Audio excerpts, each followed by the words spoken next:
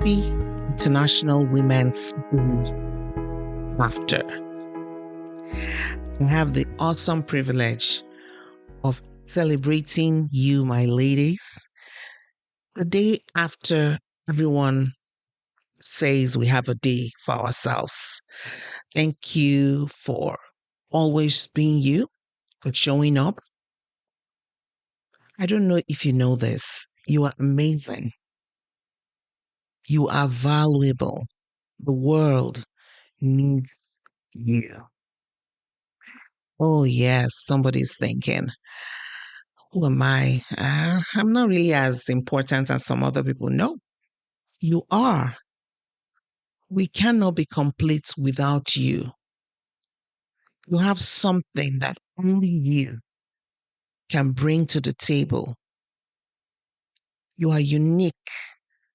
The Bible says you are fearfully and wonderfully made. So no one can understand everything about you. So if somebody is telling you that you are not good enough, they don't understand you.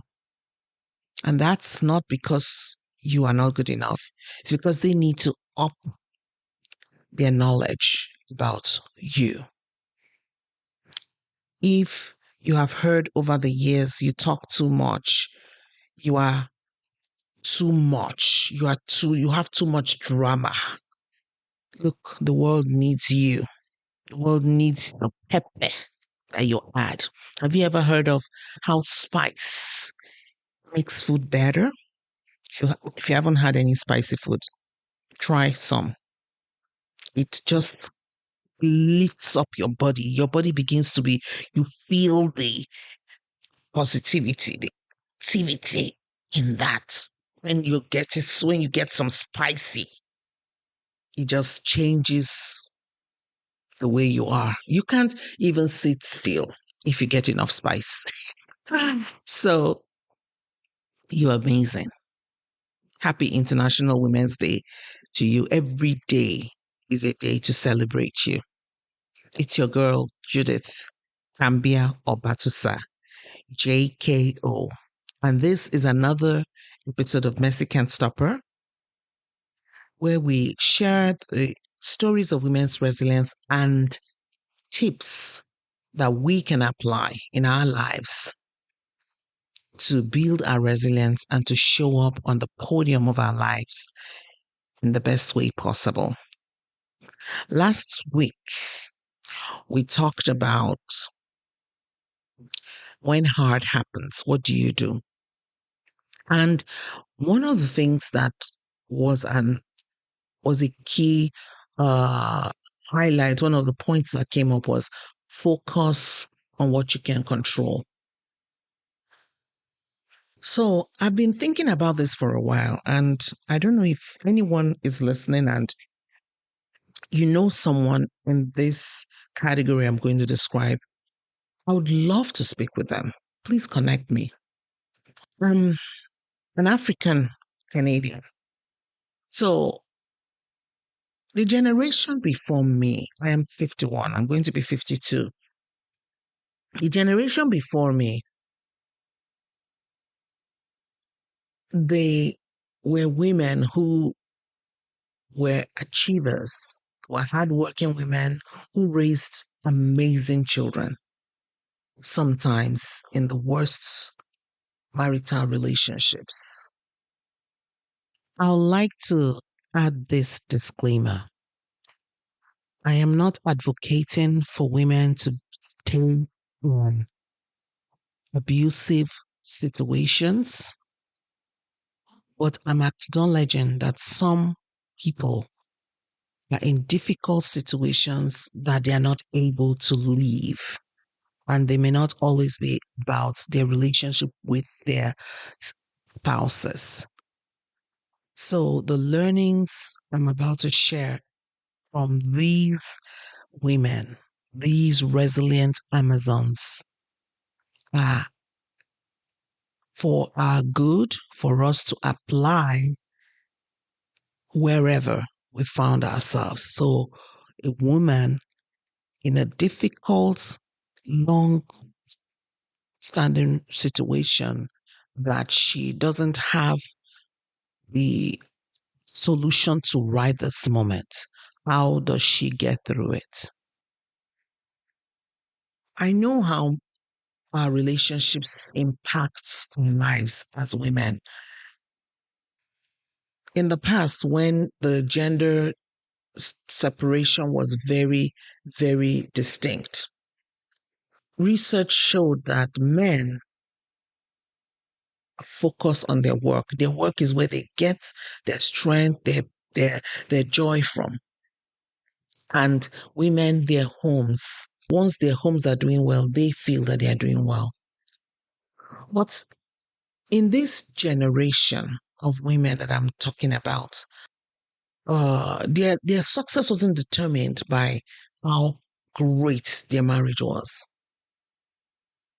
Some of these women had very bad marital situations. Well, you may not even know how bad it was. Their husbands were not nice men. Some were alcoholics. Some had issues. Some were jerks.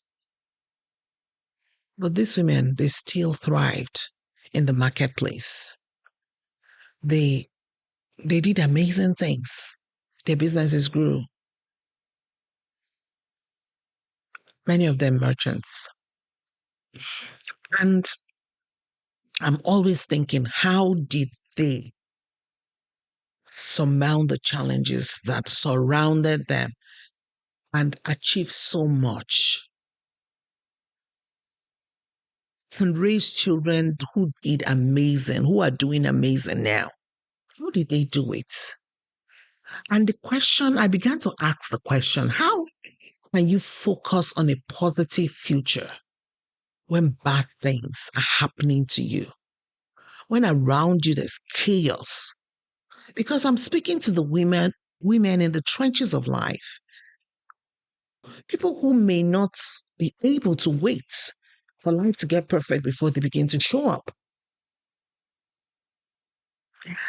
And I decided to do a little search. And these are the things I came up with. And once again, my magic number 6 is the number that I'm going to be using for my list. I have six tips of what we can do to help us focus on a positive future. Joyce Meyer said she wrote a book called The Battlefield of the Mind. And from many, many psychotherapists and psychology books, you know that your mind is the place of your power.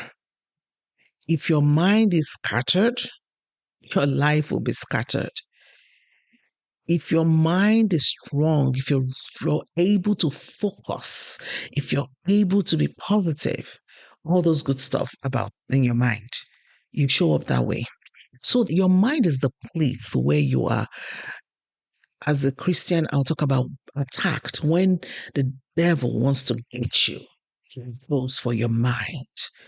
So with a mind that is not healthy, you assume negatives, you see things negatively, you always conclude in a negative way because the voice in your head, all of us have a voice in our head, by the way. So some people want to make, some people say, oh, your voice in your head, make them feel like they're crazy. No, we all have a voice in our head. We have a voice, our voice, God's voice, the devil's voice. We have 3 voices in our head, just so you know.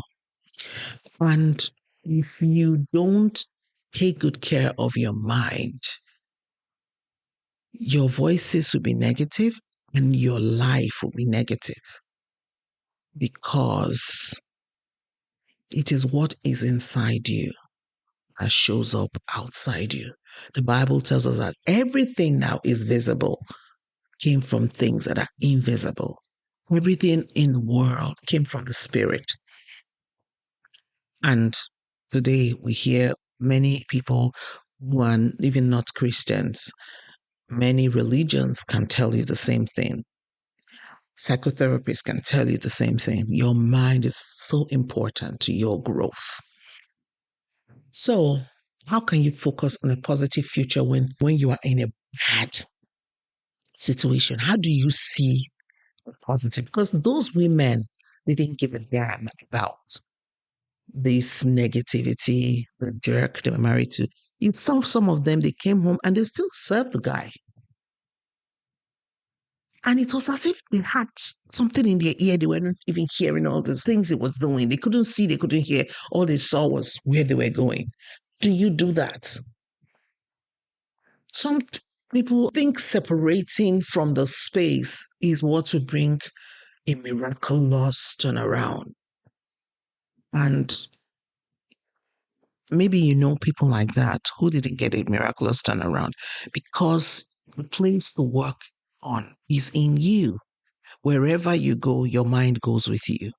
So if your mind isn't healthy, even if they took you and put you in the best place, your mind will turn it into the worst place. So it can be really challenging to maintain a positive outlook when you are surrounded by negativity. But it is not impossible as I have described. So I have 6 strategies that we can use to stay focused on the positive. And in my personal life and the lives of many people who have succeeded, and in the books that we read, different books and different psychotherapists that we listen to, uh, accomplished. You see how important that these strategies have been to help people's lives. One of them, number one, practice gratitude. So, everything is terrible by this moment. Husband not acting well, children not behaving well, work very, very dicey. But your hands, when you move your fingers, it works. Yeah, your fingers, when you bend them, they bend.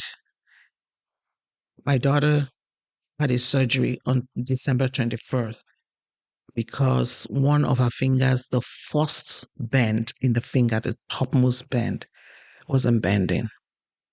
And she's been healing. She hasn't been able to use that hand fully. And today is March 9th. And the strength is not yet fully back in that finger. In the first couple of weeks, the finger was in a cast. And we had to be really careful because the tendon got caught. That's why that was happening. And if she moved it too much, tendon could snap again. So if you can move your fingers, I want you to praise the Lord. Or you can talk. You can talk in now. Or you can swallow. Yeah, swallow. So cultivate a sense of gratitude. There are things you can be grateful for. You may not be able to be grateful for your bank account. Well, you could be grateful that you do have a bank account. Some people don't even have one, even if you don't have as much money in it. If you decide to be grateful, you can be grateful. So cultivating a sense of gratitude can help shift your focus from what's going wrong to what's going well. Like I said, when I said, if your bank account has no money in it, but I do have a bank account, so there's a space for the money that's coming. Mhm. Try to focus on what you do have instead of what you don't have. Oh, my children are not behaving the way I want them to behave, but you have children. So many women are looking for children. And before you had children, if you even waited for a, a year and it was bothering you, you can imagine. So, what is positive? Maybe your child is healthy Can you imagine having a baby or a child that's struggling? What those parents are going through or go through? If you want to see something to be grateful for, you will find it because gratitude just makes life better. A very good friend of mine started writing gratitudes every day, three things she's grateful for. And it's completely changed her life. Business is booming. Her life is happier than ever from just practicing gratitude. That was one of the major changes that she made in her life. Over a year after, about 18 months after, is not where she used to be. And if we remember, what we think is what we attract. The Bible says, as a man thinks in his heart, so he is. If you think that my life, there are things I can be grateful for, you attract more things to be grateful for. So take time each day to reflect on the things you're grateful for, no matter how small they may seem. Smallest thing, I can breathe. It's not even really small. If you ask those who are asthmatic. So every day, do like my friend, write down three things you're grateful for. So my second tip is to set boundaries. Let your exposure to negative people or situations, let it be less. Limit it. Limit your exposure to negative people or situations where you can avoid it. Yes. I had to put that caveat because remember why I started the conversation from what if this is your life? People around you are negative and you can't escape them. What do? You limit it. I've told this story before and I'm about to tell. A little boy's dad said, sit down. Boy didn't want to sit down. Now, sit down there. The little boy sat down and said, Daddy, I am sitting down, but inside my mind, I am standing up. So, like I said, your mind is your most powerful ammunition to make or break your life. So, even though you can't escape negative people, when you can't escape them, you can escape them in your mind. You can't internalize their shenanigans. You can choose to not internalize it. And where possible, surround yourself with positive people who uplift and inspire you. And you can do that all the time by listening to podcasts, music, YouTube videos. Can do that. Or reading. Reading. So you can surround yourself with positivity, with positive people, positive mentors that are far away that you've never met through their book, their music, the music that they've shared, podcasts, different media. So you might not be able to escape those who are making life difficult or your negative situation, but you can choose what you surround yourself with and where you are. And even in those spaces, when we talk about limiting your exposure, one thing one thing comes in hand with that, and that's boundaries. So you setting boundaries with these people. That's when we say limit. We're talking about the boundaries you're setting. You can set those boundaries in your heart. Boundaries to not get engaged in negative shenanigans. Boundaries to not internalize their negativity. I'm very particular about people who are in situations that they can walk away from easily. Another thing that you can do to help you focus on your amazing positive future when you are in a situation that you can escape from and it's not pleasant situation and it's long standing. Your thoughts, your thoughts. Remember what I said about the mind? Number three, your thoughts. Reframe them.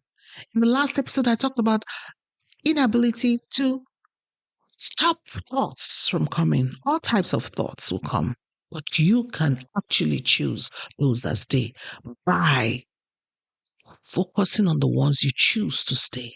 So reframe your thoughts. When negative thoughts creep in, challenge them by looking for evidence to the contrary. When I said, be grateful for your bank accounts, what if there's no money in your bank accounts? Well, some people don't even have a bank account. I'm still one step forward. That means I have an account, a place where money can come in. Money has a place to stay when it comes to me. So that's one example. Another example is I'll never be able to do this when you're faced with a new opportunity or a new task. Instead of saying, I'll never be able to do this, think about things that you've done. Okay, we could talk about, okay, if I had no skills, I've never done anything, but you're a mother. You carried a baby in your womb. You went through pregnancy. Pregnancy has been difficult for me the 4 times I went through the experience. Essentially, my first, I was a twin. And, oh my Lord, let's not go there. I had hyperemesis gravid, whatever, that thing where you grew up from day one through 9 months. It was not funny. My second one, I was always sick, always running to the hospital. Almost every day I was in the hospital. So if I was able to go through that and then go through delivery, all my kids C-sections. Some women go through natural childbirth. Both of them have their pains. They have periods where you have to go through and then get healed. I had C-section, so mine didn't just end. Like people say, there's so much pain when the baby is coming. Then when the baby comes, the pain stops. Some people, their pain doesn't stop. So if you could go through don't stop immediately. I mean, if you go through all these things and you still feel that there are things you can't do, I want to help you reframe your thoughts. You are an Amazon. You're an Amazon. You can do anything you set your mind to do. You allowed a baby grow in your womb and you brought that baby out and you suckled that baby, took care of that baby, and that baby has grown into whatever age they are right now.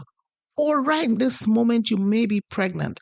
You are amazing. There's nothing you can't do. So reframe that thought that says, I'll never be able to do this. When you were a 6-year-old, you will never, you think, be able to have a baby. But now you are able to. So you may not have been able to do whatever it is yesterday, but I can assure you, put your mind to it, you can do this. Another thing, like I'm talking about negative situation, I can't believe this is happening to me. Why not think this is a challenge?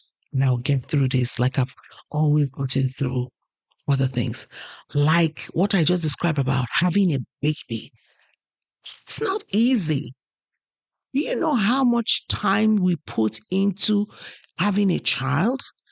Carry the baby in your womb for 9 months, almost 1 year of your life. And then they come for the first 3 months, they can even barely raise their head. And you take care of them. That was challenging. But what did you do? You did your best and you got through it, and the children survived.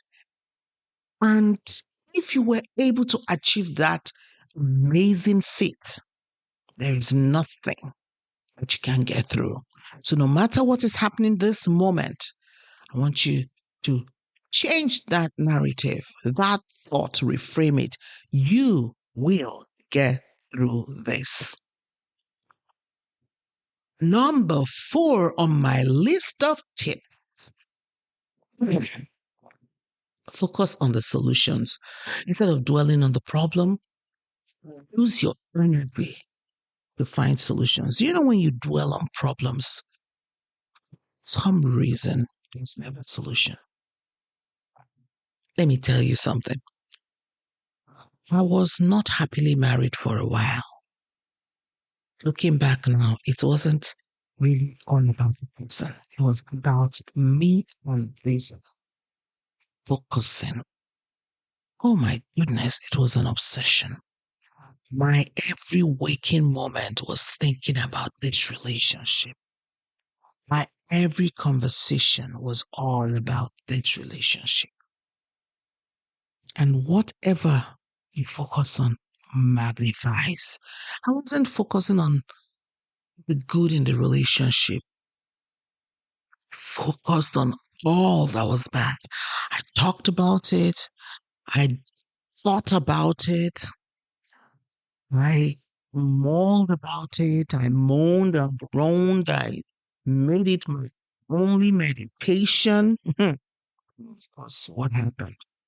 Then when I changed the place I focused on building myself, focused on changing my thinking patterns, focused on healing. Here I am sharing it with you. So instead of focusing on the negative, why don't you ask, what can I do? What are the things in my control? Just like we talked about last week. What can I do to improve my situation? I can't change anybody, but I can choose to be happy. I can choose to not obsess anymore on that negative. I can choose to focus on the future I want to have. That positive future. Loved, valued, and the love and value starts from me. Do I love me? Do I value me? Before I start looking outside, that has helped me. That has helped many people. So focus on what you can solve. Focus on the solution instead of making the problem your obsession. Turn positive into your obsession. I was reading Melody Beatty's Clean Codependent or the New Codependency, and she was talking about obsession and passion. You can be obsessed negatively and you can be obsessed positively. So why don't we obsess less about the problem and obsess more on the positive future, on what we can do, on how we can improve our situation? Let's do that and we'll see a difference. So I have the 5th thing I want to talk about is the same thing. One of the things I talked about last week, and I think I always talk about, and we're doing a series in the very near future around it. Take care of yourself. Self-care. Practice self-care. Make self-care a priority. Eat well. Exercise regularly. Get enough sleep. Do activities that bring you joy. Let me take exercise. If you've ever seen my picture, you know that I have a turkey neck. I am well rounded. My job is sedentary. I'm sitting down as I'm talking to you now. I do a lot of sitting. A friend of mine told me about something really cool. So whenever we think about doing exercise, the first thing that could jump to mind is gym. I have so much on the go. Gym is so hard to go to. Driving, it takes my time. And you may be in that situation too, where Those things take your time. Where you are not able to fit it in, you can fit in some little things that 15-minute things. Do you know about Leslie Sansoni? I'm going to put a link to her videos in this episode on the show notes. 15-minute walk, 20, 30 minutes walk. You can do it in your house, do it in front of your TV, do it in your kitchen, do it in your bedroom, do it anywhere. Isn't that amazing?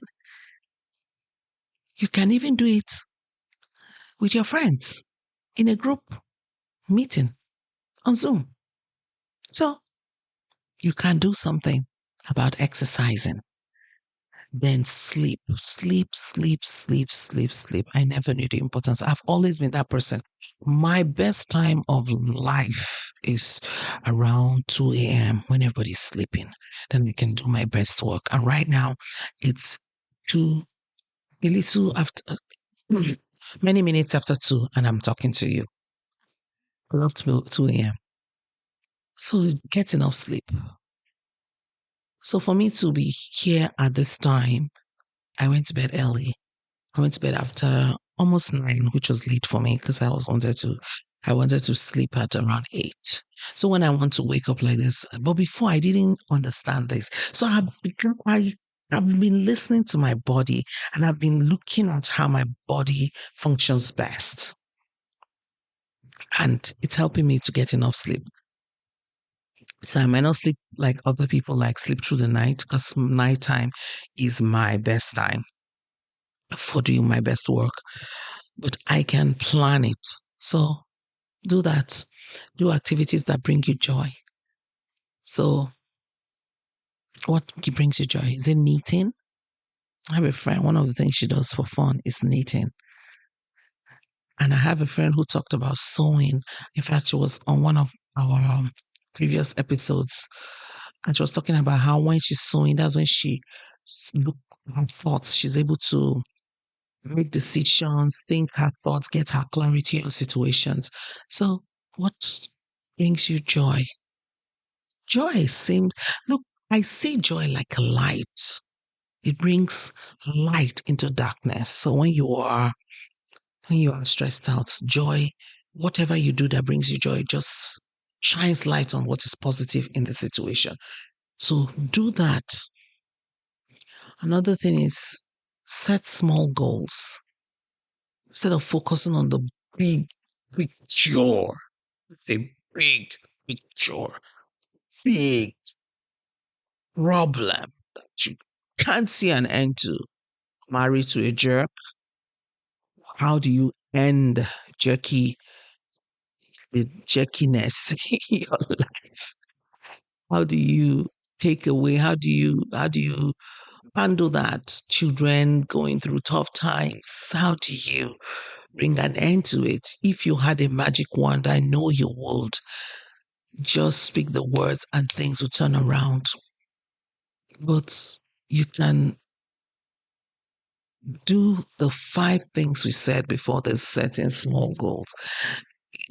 Instead of focusing on, oh my God, how am I going to do all of this? Set my boundary, practice gratitude, refrain my thoughts, focus. Okay, start with one thing. Maybe every day, start first with writing down 3 things you're grateful for.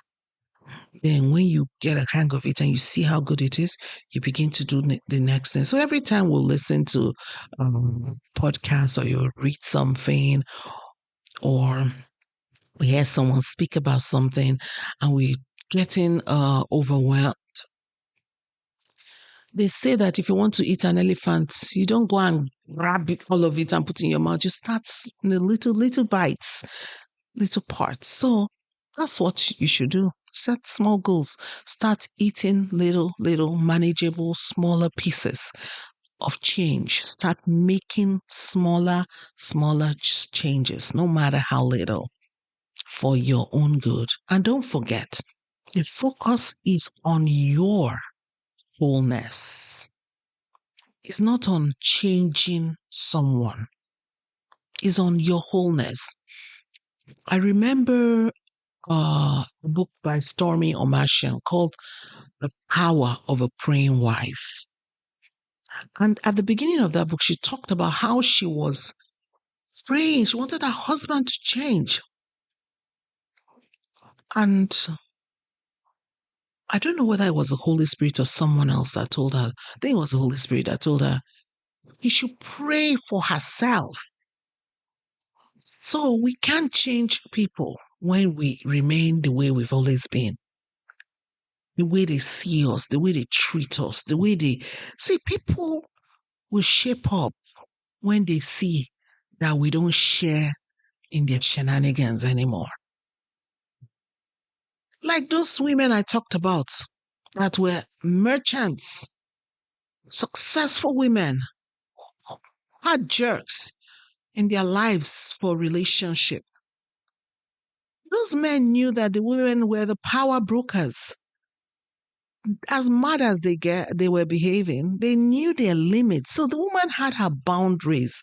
You have to focus on your growth. So don't forget, practice gratitude, set boundaries, reframe your thoughts, focus on solutions, take care of yourself, make self-care a priority, make your self-care a priority, your mind care, your physical care, mind, body, and spirit care. Make it a priority.